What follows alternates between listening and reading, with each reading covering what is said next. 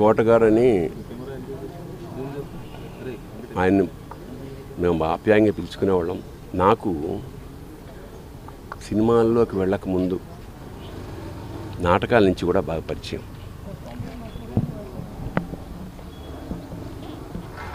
ఆయనతో కలిసి నాటకాలు వేసిన వాడిని నేను. చాలా అంటే ఒక కమిట్మెంట్ తోటి తపన ఉండేది విపరీతంగా. అంటే సినిమా యాక్టర్ అవ్వడం అని ఎప్పుడు అనుకోలేదు.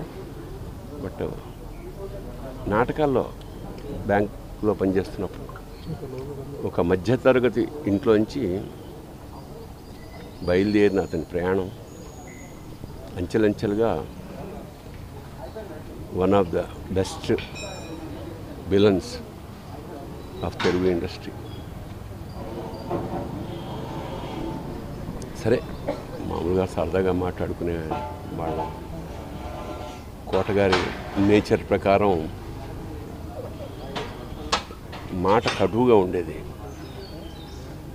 సరే చిన్నప్పటి నుంచి నాకు తెలిసిన వ్యక్తి కాబట్టి పెద్ద పట్టించుకునేవాళ్ళం కాదు.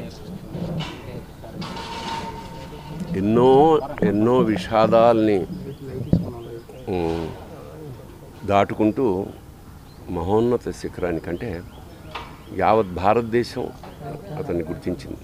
తమిళ హిందీ ఇండస్ట్రీ కూడా అలా ఒక అనుకున్నది సాధించాడు. ఇప్పుడే అదే చెప్పుకుంటున్నాం మా అనుభవాలు.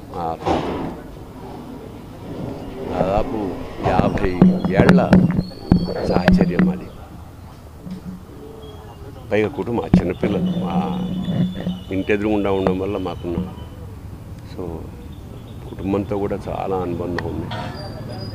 అలాంటి కోట శ్రీనివాసరావు ఇవాళ వెళ్ళిపోయాడంటే ఒక శూన్యం. కోట శ్రీనివాసరావు గారి స్థానం మాత్రం ఇంకెవరు పూరించలేరు, అది సత్యం.